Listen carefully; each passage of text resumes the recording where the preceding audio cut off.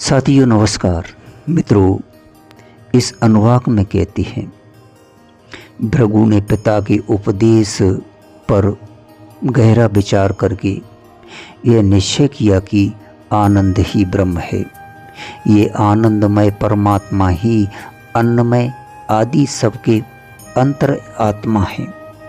वे सब भी इन्हीं के स्थूल रूप हैं। इसी कारण उनमें ब्रह्म विद्या होती है और ब्रह्म के आंशिक लक्षण पाए जाते हैं, परंतु सर्वांश से ब्रह्म के लक्षण आनंद में ही घटते हैं, क्योंकि ये समस्त प्राणी उन आनंद स्वरूप पर ब्रह्म परमात्मा से ही सृष्टि के आदि में उत्पन्न होते हैं।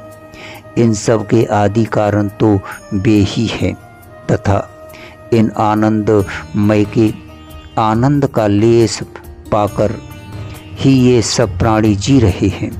कोई भी दुख के साथ जीवित रहना नहीं चाहता।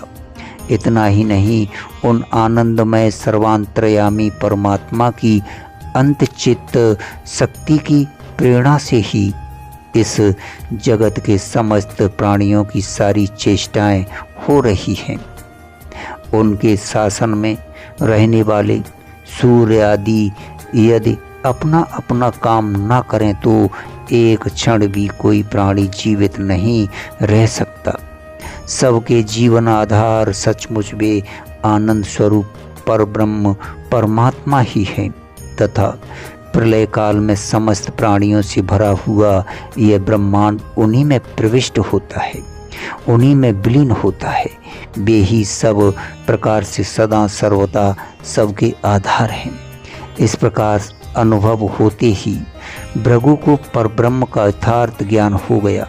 फिर उन्हें किसी प्रकार की जिज्ञासा नहीं रही। श्रुति स्वयं उस विद्या की महिमा बतलाने के लिए कहती है। वही यह वरुण द्वारा बताई हुई और भृगु को प्राप्त हुई ब्रह्म विद्या ब्रह्म का रहस्य बतलाने वाली विद्या है।